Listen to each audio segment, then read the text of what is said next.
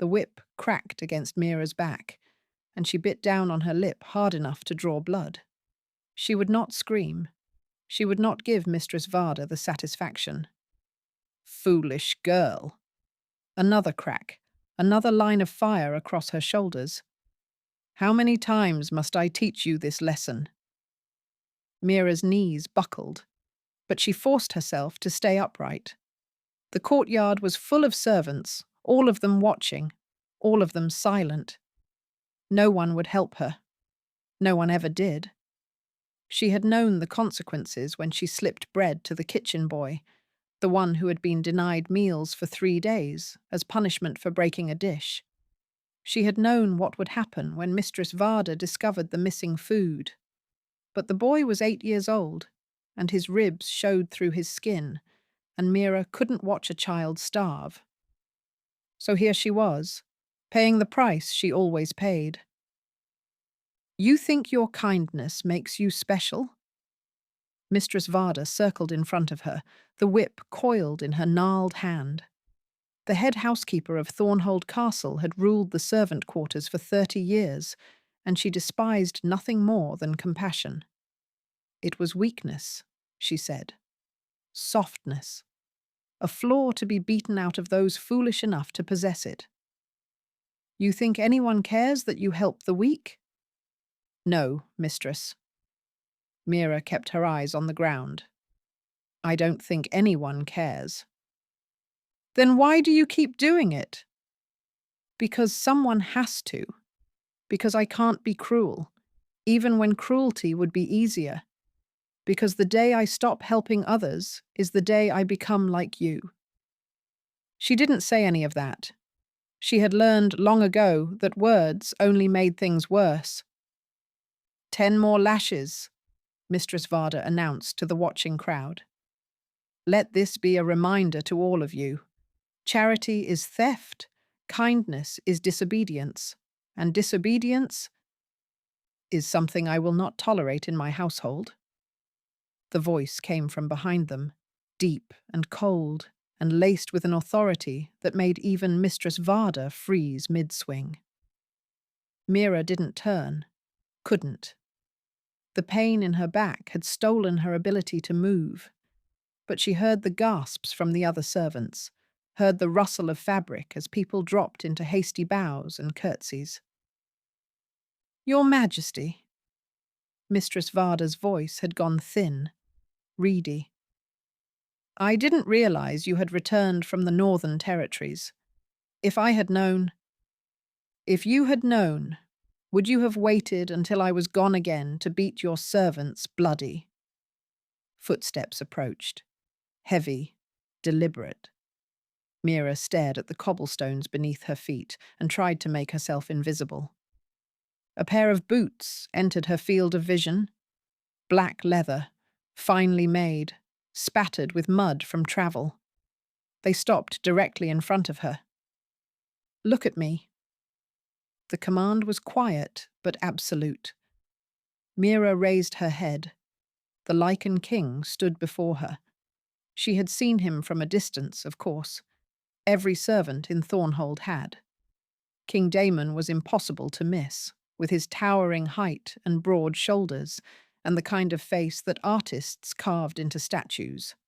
But she had never been this close to him, never been the focus of those ice-blue eyes. He was looking at her like she was a puzzle he couldn't solve. What's your name? He asked. Mira, Your Majesty. Her voice came out steadier than she expected. And what crime did you commit, Mira, to warrant public flogging? Before she could answer, Mistress Varda stepped forward, her whip still clutched in her hand. She stole food from the kitchens, Your Majesty, gave it to another servant who was being disciplined. I wasn't asking you. The words cut through the air like a blade. Mistress Varda's mouth snapped shut. The king returned his attention to Mira. Tell me. It's as she said, Your Majesty. Mira saw no point in lying. There's a boy in the kitchens, Tam. He's 8 years old. He broke a dish 3 days ago, and Mistress Varda ordered him denied food until the cost of the dish was worked off. He was crying from hunger, so I gave him bread. She lifted her chin slightly, a spark of defiance she couldn't quite suppress. I would do it again. Something flickered in the king's eyes. Surprise, perhaps, or something else. You would do it again, he repeated, even knowing this would be the result? The boy needed to eat. I could survive the whip. He might not have survived another day without food. Silence stretched across the courtyard. The other servants watched with wide eyes, barely breathing. No one spoke to the king like this. No one admitted to crimes and then declared they would commit them again. The king turned to Mistress Varda. His expression had gone terrifyingly blank. How long has this been standard practice in my household? Starving children? Whipping servants for acts of compassion? Your Majesty, discipline must be maintained. Discipline. He took a step toward the head housekeeper, and she stumbled backward. You call this discipline? A boy denied food for 3 days over a broken dish? A woman beaten bloody for showing mercy? The old king approved of my methods. The old king is dead. His voice dropped to something barely above a whisper, and somehow that was more terrifying than shouting. I am king now, and in my household we do not torture children or punish kindness. He turned back to Mira. For a long moment, he simply looked at her, at the blood seeping through the back of her dress, at the defiant tilt of her chin, at whatever he saw in her eyes. Then he did something impossible. He shrugged off his traveling cloak and draped it around her shoulders. The fabric was warm from his body, soft as a whisper, and it smelled of pine and wood smoke and something uniquely him.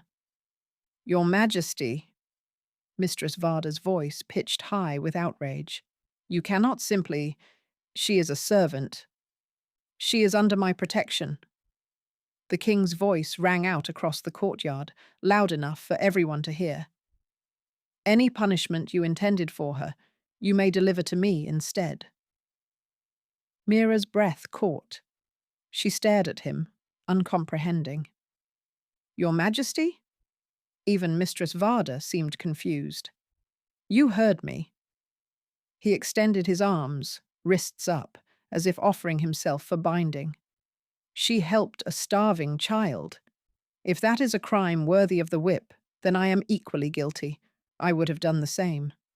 Punish me instead. The courtyard had gone deathly silent. No one moved. No one breathed. Mistress Varda's face cycled through a dozen emotions: fury, confusion, fear, calculation. Her hand tightened on the whip, and for one wild moment, Mira thought she might actually do it. Then the head housekeeper's shoulders slumped. The whip fell from her fingers. No, Your Majesty, she whispered. I couldn't possibly. Then the punishment is concluded. The king's voice was iron.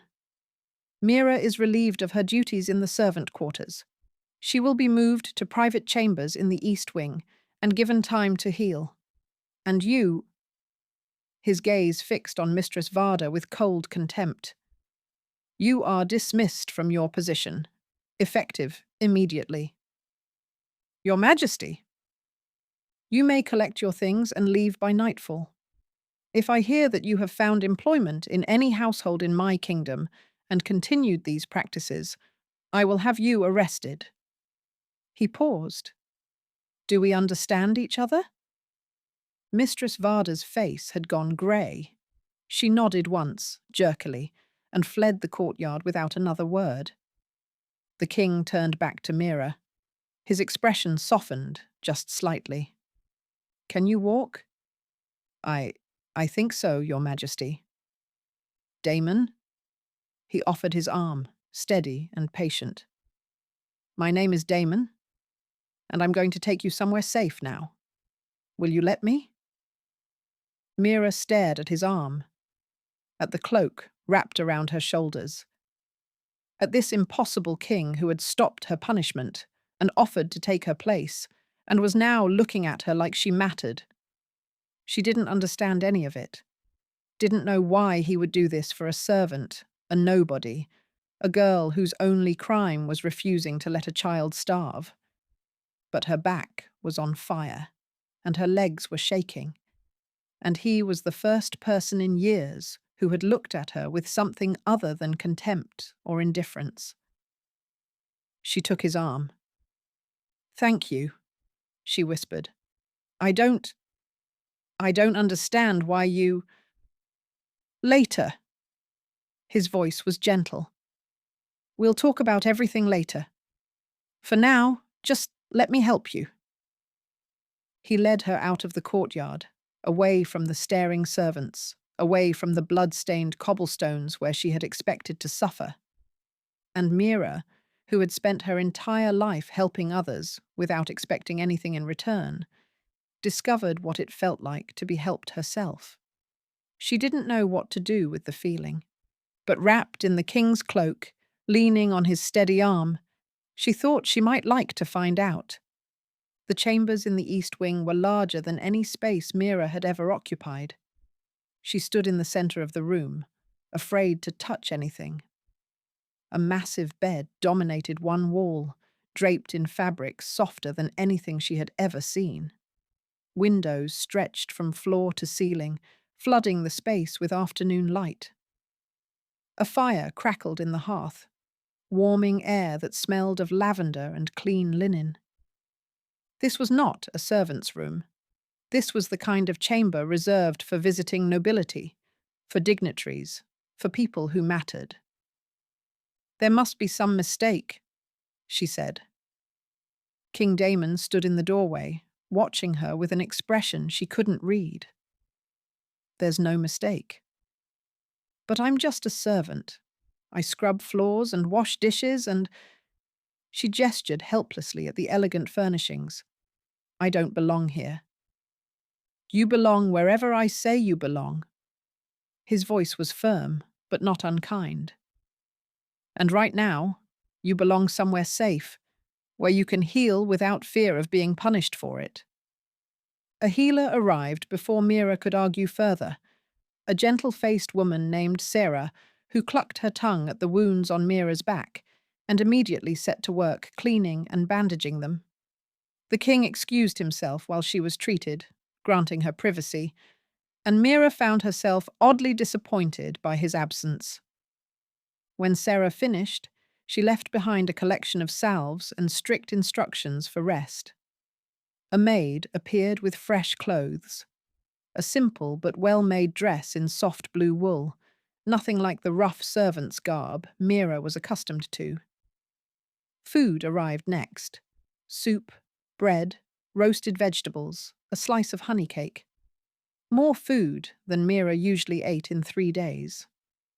She sat on the edge of the bed, staring at the tray, and tried to make sense of her situation. A knock at the door made her startle. "May I come in?" The king's voice, asking permission to enter a room in his own castle. "Yes, your majesty." He entered quietly, closing the door behind him. He had changed from his travelling clothes into something simpler, a dark tunic and trousers, no crown, no royal regalia. He looked almost ordinary, almost approachable, almost. "You haven't eaten," he observed, nodding toward the untouched tray. "I'm not hungry." "You're lying." A ghost of a smile crossed his face. "Your stomach growled twice while Sarah was treating you." Heat flooded Mira's cheeks. I don't understand what's happening. Why am I here?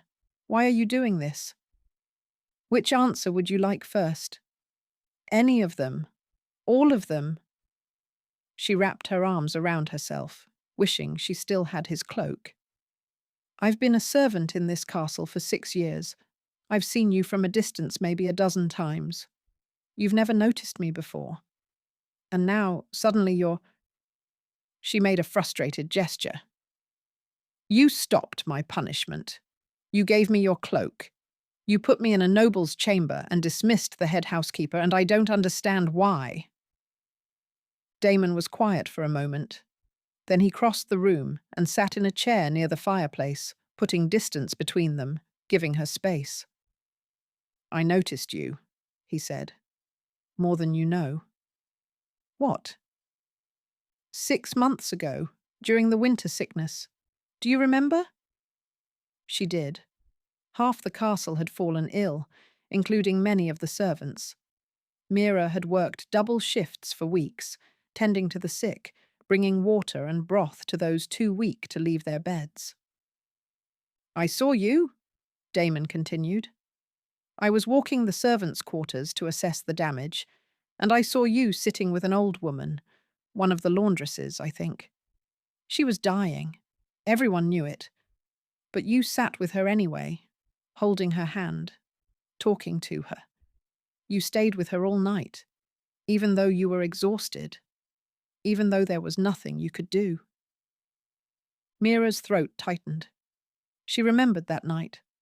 Old Bess, who had been kind to her when she first arrived at the castle, frightened and alone. She had died just before dawn, with Mira's hand in hers. I asked about you afterward, Damon said. Learned your name, learned that you were known for this, for kindness, for helping others, even when it cost you. The other servants spoke of you like you were something precious, something rare. His eyes met hers. I thought about you constantly. I told myself it was nothing, that I was simply admiring compassion in a world that had too little of it. But when I returned today and saw you in that courtyard, saw what they were doing to you. He stopped. His hands had clenched into fists on his knees. Something in me broke, he said quietly. I couldn't let them hurt you. I would have done anything to stop it. Mira stared at him. You don't even know me. I know enough. I know you gave food to a starving child, knowing you would be whipped for it. I know you sat with a dying woman because no one should die alone. I know you have spent 6 years in this castle being punished for your goodness, and you haven't let it harden you. He leaned forward slightly. That tells me everything I need to know about who you are. It doesn't explain why you care. No. He held her gaze. I suppose it doesn't. The fire crackled between them. Mira's heart was pounding, though she couldn't have said why. I don't know what you expect from me, she finally said. I can't be whatever you're looking for. I'm just a servant. You were a servant. You're not anymore. Then what am I? That's up to you. He rose from the chair, and for a moment she thought he would approach her. Instead, he moved toward the door. I'm not going to force you into anything, Mira. You can stay in these chambers as long as you like. Days, weeks, months. You can leave the castle entirely if that's what you want. I'll give you money, references, whatever you need to start a new life somewhere else. And if I stay? He paused at the door, his hand on the frame. If you stay, I would like the chance to know you, to talk with you, spend time with you, not as a king and a servant, but as two people who might. He stopped himself, shaking his head slightly. But that's your choice. It will always be your choice. Why does it matter so much to you? What I choose? He turned to look at her, and something in his expression made her breath catch. Because I think you might be my mate, he said quietly. And if I'm right, then your happiness matters more to me than my own. It has since the moment I first saw you. He left before she could respond, the door clicking softly shut behind him. Mira sat frozen on the bed, her mind reeling. Mate. The word echoed in her head, impossible and terrifying and strangely thrilling. She looked at the tray of food beside her, at the beautiful room around her, at the door through which a king had just walked after declaring that her happiness mattered more than his own.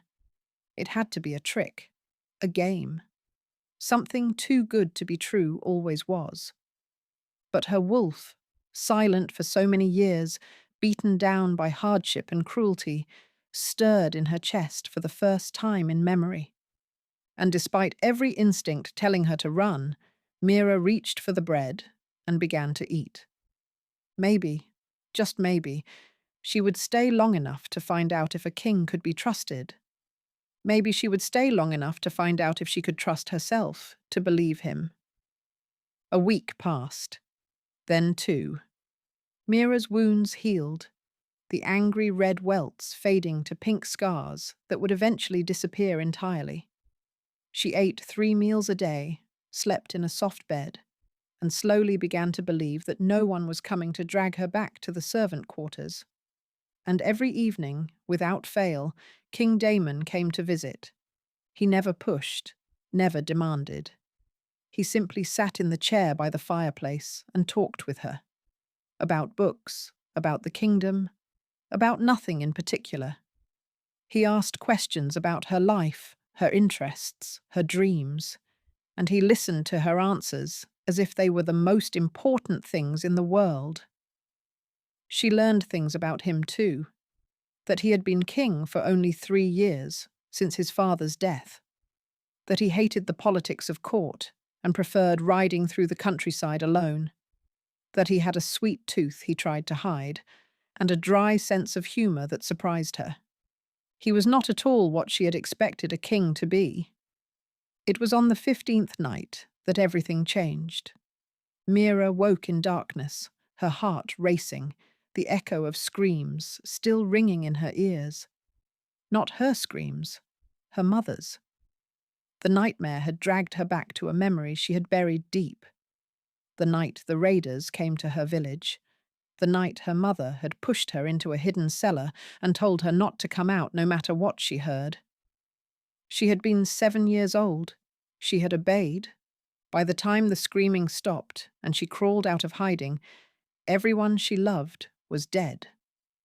Now she sat in the darkness of her beautiful room, gasping for air, her whole body shaking. The walls felt like they were closing in. She didn't know what she needed. Air, space, escape. She stumbled out of bed, grabbed the shawl that had been left for her, and fled into the corridor. The castle was quiet at this hour, the torches burning low. She walked without direction, following hallways at random, trying to outrun the memories that nipped at her heels. Eventually she found herself in a small courtyard garden, moonlight silvering the dormant rose bushes and frost-covered stones. She sank onto a bench and let the cold air bite into her skin. Maybe if she was cold enough, she would stop feeling everything else. Mira? She didn't turn, didn't have the strength. Footsteps approached, and then Damon was there, settling onto the bench beside her. He was dressed informally, as if he too had been unable to sleep, his hair dishevelled and his feet bare despite the cold. "What are you doing out here?" she asked, her voice hoarse. "I could ask you the same thing." He didn't touch her, just sat close enough that she could feel his warmth. "I was walking the halls. I do that sometimes when sleep won't come. And then I saw you and—" He paused. "You've been crying." She reached up and found that her cheeks were wet. She hadn't even noticed. "Bad dream," she said. It was inadequate, but she didn't know how to explain the rest. "Do you want to talk about it?" "No." The word came out too fast, too sharp. She softened it with, I haven't talked about it with anyone. Ever." "Then you don't have to tell me." His voice was gentle. But I'm here if you change your mind. Tonight? Tomorrow. Whenever. I'll always be here." They sat in silence for a long moment. The cold seeped through Mira's shawl, but she didn't move. Couldn't. "I was 7," she heard herself say, "when the raiders came." Damon went very still beside her. "My village was small, undefended. We weren't a threat to anyone, but we had livestock and grain and—" She swallowed hard. "They came in the night. My mother hid me in the root cellar, told me to stay quiet no matter what. Mira, you don't have to—" I heard everything. The words kept coming, torn from somewhere deep inside her. Every scream, every— She couldn't finish. "When I came out, there was no one left. I walked for 3 days until I found another village. They took me in, put me to work. Eventually, I ended up here." "How old were you when you came to Thornhold?" 12. She laughed bitterly. "I thought it would be better. A real castle with walls and guards. I thought I'd be safe. Instead, I found Mistress Varda, and I learned that cruelty doesn't need raiders. It lives everywhere." Damon was quiet for a long moment. When he spoke, his voice was rough. "I'm sorry." "For what? You didn't—" "I'm sorry that you suffered. I'm sorry that no one protected you. Not when you were 7, not when you were 12. Not for the 6 years you spent in my castle being punished for having a good heart." He turned to face her, and in the moonlight, she could see the anguish in his eyes. "I should have known what was happening under my own roof. I should have stopped it sooner." "You couldn't have known." "I should have made it my business to know." He reached out slowly, telegraphing the movement, and took her hand. His fingers were warm against her frozen skin. "You have been let down by everyone who should have protected you. I don't want to be another name on that list." "You're not." The admission surprised her. "You're the first person who's ever—" She stopped, unable to find the words. "Ever what?" "Ever made me feel like I mattered." Tears spilled down her cheeks again, and she didn't bother wiping them away. "I've spent my whole life taking care of other people because I knew no one would take care of me. And then you appeared out of nowhere and stopped my punishment and put me in a beautiful room and asked me what I wanted, like my wants were something worth considering." "They are." He lifted his free hand and gently brushed the tears from her face. "You are worth more than you know, Mira. You have a heart that refuses to harden, no matter how many times the world tries to break it. Do you know how rare that is? How precious?" "I don't feel precious. I feel tired. I feel broken." "You're not broken." His voice was fierce. "You're the strongest person I've ever met. You survived things that would have destroyed someone else, and you came out of it still capable of love, still capable of kindness. That's not broken. That's miraculous." She stared at him through her tears. He was so close now, close enough that she could see the faint lines around his eyes, the silver threaded through his dark hair. Close enough that if she leaned forward just slightly— "Mira." His voice had dropped to something barely above a whisper. "I'm going to kiss you now. If you don't want me to, tell me, and I'll stop." She didn't tell him to stop. His lips met hers softly, tentatively, a question rather than a demand. She answered by leaning into him, her cold fingers gripping his shirt, pulling him closer. The kiss deepened, and warmth flooded through her. His warmth, chasing away the cold, chasing away the memories, leaving nothing but this moment. When they finally broke apart, both breathing hard, he pressed his forehead to hers. "Stay with me," he murmured. Not because you have nowhere else to go, because you want to, because I want you to. I'm scared. The confession slipped out before she could stop it. I'm scared that this isn't real, that I'll wake up and none of this will have happened. Then let me spend every day proving that it is. He kissed her forehead, her cheeks, the corner of her mouth. Let me show you what it means to be cherished. Please. She should say no, should protect herself, guard her heart, prepare for the inevitable disappointment. Instead, she said, yes. And as he gathered her into his arms, holding her against the cold, Mira realized that she had already fallen. She was in love with the king. And for the first time in her life, she dared to hope that he might love her too. 1 month of happiness. 1 month of stolen kisses and whispered conversations, and learning what it meant to be loved. Mira had begun to believe it might last forever. She was wrong. The delegation from the Eastern Territories arrived on a grey morning, their carriages draped in crimson banners. Mira watched from her window as they swept into the courtyard. 12 nobles, 100 guards, and at their head, a woman so beautiful she seemed carved from ice. Lady Vessa. Mira had heard the name whispered among the servants. The daughter of the most powerful lord in the East, promised to King Damon since childhood. A political match, arranged by his father before his death. A match that had never been formally broken.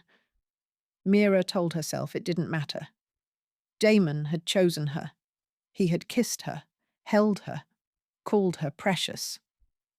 Whatever arrangement had existed before, surely it was void now. But when she saw Lady Vessa take Damon's arm in the great hall that evening, saw the easy intimacy between them, the way the noblewoman leaned close and whispered something that made him smile. Something inside Mira cracked. She fled before anyone could see her cry. Back to her chambers, back to the room that had felt like a sanctuary and now felt like a gilded cage. She was pacing the floor, her thoughts spiraling, when the knock came. Mira! Damon's voice concerned. The servants said you left suddenly. Are you? I'm fine. The lie tasted bitter on her tongue. The door opened anyway. Damon stepped inside, still dressed in his formal attire, his brow furrowed with worry. You're not fine. He moved toward her. Talk to me. There's nothing to talk about. She backed away, putting distance between them. You have guests to attend to, a lady to entertain. Understanding dawned in his eyes. Mira. I saw you with her. Lady Vessa. The name burned in her throat. She's beautiful. Noble. Powerful. Everything I'm not. She wrapped her arms around herself. Everything a queen should be. You think I want her? I think it doesn't matter what you want. She's your betrothed. Your father arranged it. The Eastern Territories expect. I don't care what anyone expects. He closed the distance between them in 3 strides, his hands cupping her face, forcing her to meet his eyes. I care about you. Only you. You barely know me. I know everything that matters. His thumbs brushed away tears she hadn't realized were falling. I know your heart. I know your strength. I know that I have spent 200 years waiting for someone who made me feel the way you do, and I will not let politics or promises or anyone else take you from me. Damon, I love you. The words landed like thunder in the quiet room. I love you, Mira, not because you're convenient or political or advantageous, because you are kind and brave and beautiful, and when I'm with you, I feel like myself for the first time in my very long life. She stared at him, her heart pounding. You love me? Desperately, completely. Irrevocably. He pressed his forehead to hers. Tell me you feel the same. Tell me I haven't imagined everything between us. You haven't? The admission came out broken, barely a whisper. I love you too. I've loved you since the courtyard, since you offered to take my punishment, since you wrapped your cloak around my shoulders and looked at me like I was worth something. You're worth everything. He kissed her then, deep and desperate, and she melted into him. But even as her body responded, her mind kept spinning, kept circling back to the beautiful noblewoman downstairs. She pulled away. What about Lady Vessa? The alliance? Your council will never accept. My council will accept what I tell them to accept. His voice hardened. The betrothal was my father's arrangement, not mine. I've already sent word to Lord Vessa that it's dissolved. You did? The day after I first kissed you. A ghost of a smile crossed his face. Did you think I would have touched you if there was any chance I belonged to someone else? I am many things, Mira, but I am not dishonorable. Relief flooded through her, so intense it made her dizzy. Why didn't you tell me? I was going to. Tonight, actually. I had planned a whole speech about how I wanted to court you properly, publicly, with the full weight of the crown behind it. He sighed. And then Lady Vessa arrived early, and everything went sideways. She's still here. She's leaving tomorrow. She came to negotiate new trade agreements, nothing more. Whatever affection we had as children died long ago. He tilted her chin up, his eyes searching hers. There is no one else, Mira. There never will be. You're my mate. My heart recognized you the moment I saw you, and I have spent every day since trying to prove myself worthy of you. You don't have to prove anything. Yes, I do. His voice was fierce. You have been hurt by everyone who should have protected you. You have every reason to doubt, to fear, to run. But I am asking you, begging you, to stay, to let me love you the way you deserve to be loved, to let me make you my queen. The word hung between them. Queen. The servant girl who had been whipped for feeding a hungry child, crowned and seated beside the most powerful man in the realm. It was impossible. It was terrifying. It was everything she had never dared to want. I don't know how to be a queen, she whispered. Then we'll learn together. He took her hands in his. I don't need you to be perfect, Mira. I just need you to be mine. She thought of the years she had spent alone, taking care of others because no one would take care of her. She thought of the courtyard, the whip, the moment she had accepted that her kindness would always be punished. And she thought of Damon, the king who had stopped her punishment, who had offered his own back for the lash, who had given her a room and a choice and his heart, and asked for nothing in return but the chance to love her. Yes, she said. His eyes widened. Yes. Yes, I'll stay. Yes, I'll be yours. She rose onto her toes and kissed him, pouring everything she felt into it, all her fear and hope and desperate, impossible love. Yes, I'll be your queen. He lifted her off her feet, spinning her around, laughter breaking through the tension. When he set her down, his eyes were bright with joy. I'm going to spend the rest of my life making you happy, he said. I swear it on my crown, my throne, everything I am. Just love me, she answered. That's all I've ever wanted. Always. He kissed her again, slow and sweet and full of promise. Forever. And for the first time since the raiders came and took everything from her, Mira believed that forever might actually be possible.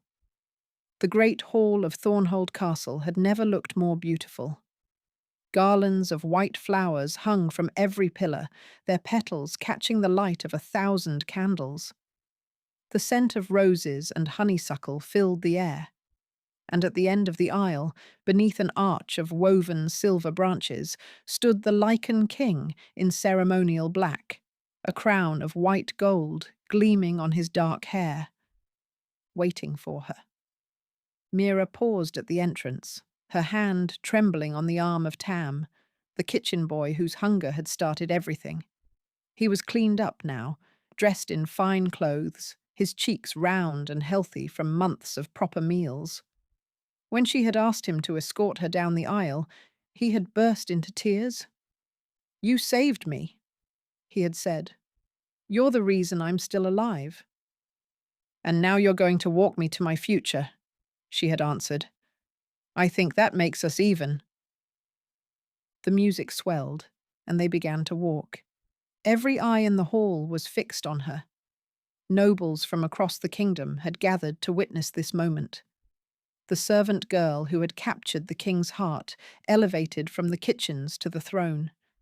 She could feel their stares, their whispers, their barely concealed shock. Let them stare. Let them whisper.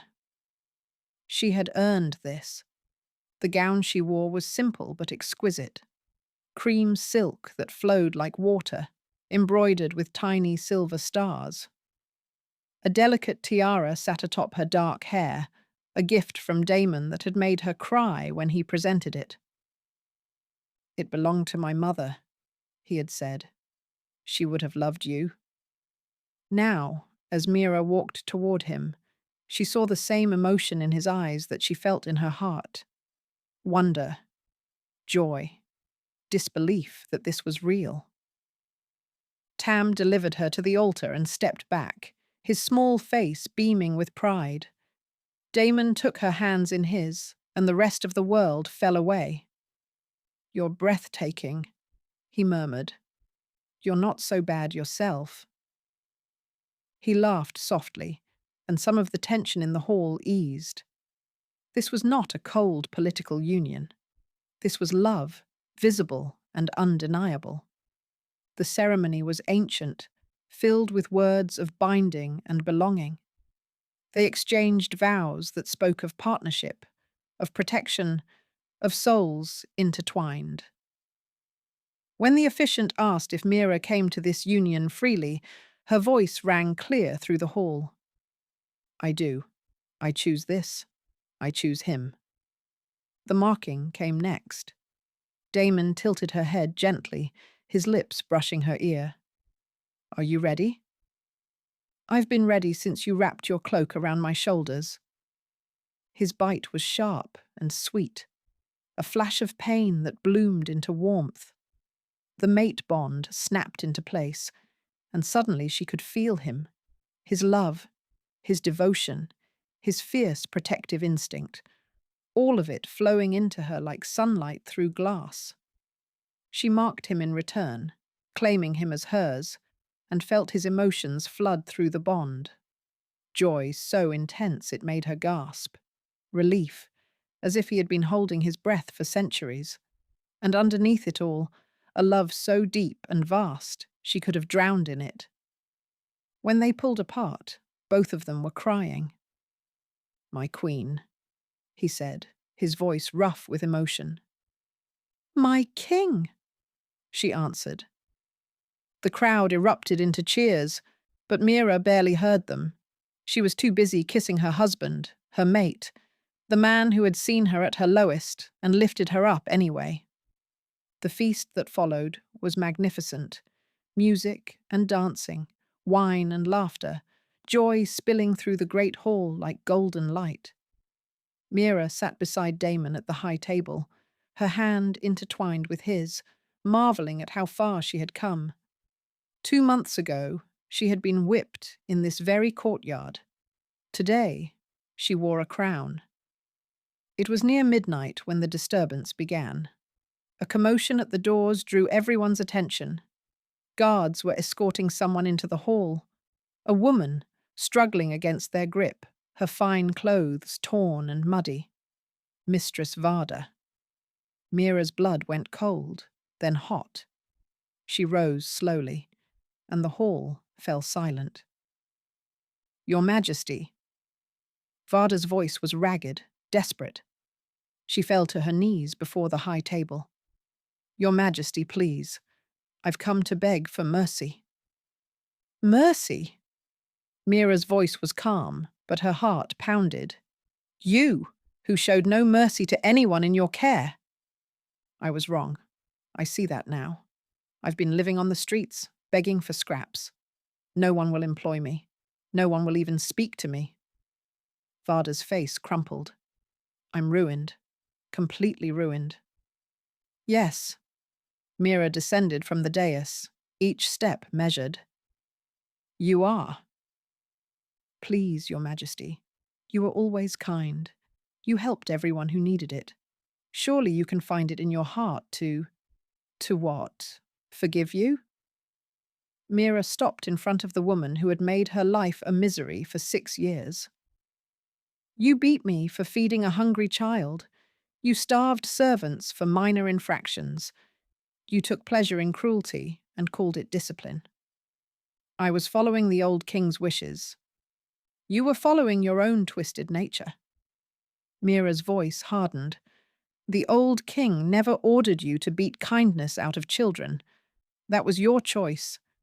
Every lash, every punishment, every cruelty. You chose it. Varda was sobbing now, her former authority completely shattered. I'm sorry. I'm so sorry. Mira looked at her. This broken, pathetic woman who had once held absolute power over her, and felt something unexpected. Pity. I should have you thrown in the dungeons, Mira said quietly. That's what you deserve. That's what everyone in this hall expects. She paused. But I am not you. I don't take pleasure in suffering, even the suffering of those who hurt me. She turned to the guards. Take her to the border. Give her enough coin to survive a month. She looked back at Varda. Use that time to become someone worthy of the life you've been given. And know that if I ever hear of you mistreating anyone again, I will not be merciful twice. Varda was led away, her sobs echoing through the hall. When the doors closed behind her, Damon appeared at Mira's side, his hand warm on the small of her back. You could have destroyed her, he murmured. I know. Mira leaned into his warmth. But destruction isn't justice. Sometimes mercy is stronger. He pressed a kiss to her temple. This is why I love you. 2 years later, Mira stood in the castle gardens, watching a group of children play among the rose bushes. So much had changed. Thornhold had been transformed, the servant quarters renovated, fair wages instituted, cruel punishments abolished. Mira had established a home for orphaned children, a place where no child would ever go hungry or be beaten for showing kindness. Tam was her assistant now, 15 years old and sharp as a blade, helping her manage the charitable works that had become her passion. And in Mira's arms, wrapped in a blanket embroidered with silver stars, was the crown prince, her son, their son, a miracle she had never dared to imagine. Damon appeared behind her, wrapping his arms around them both. You should be resting. I wanted to watch the children play. She smiled up at him. They remind me of who I used to be. Hungry, scared, desperate for someone to show them kindness. And now, you're the one showing kindness to the entire kingdom. He kissed her softly. I love you, Mira, more than I have words to say. I love you too. She leaned into him, feeling the steady pulse of the mate bond between them. Thank you for seeing me, for believing I was worth saving. You were never something to be saved. His arms tightened around her. You were always a queen, The world just hadn't recognized it yet. She laughed, joy bubbling up from somewhere deep inside. The servant girl who had been punished for helping others now wore a crown and spent her days making sure no one else suffered as she had. The best revenge, Mira thought, wasn't destruction. It was becoming everything your enemies said you could never be, and living happily ever after. If you enjoyed this story, make sure to like and subscribe for more Lycan King romances. Hit the notification bell so you never miss an upload, and let us know in the comments. What tropes do you want to see next?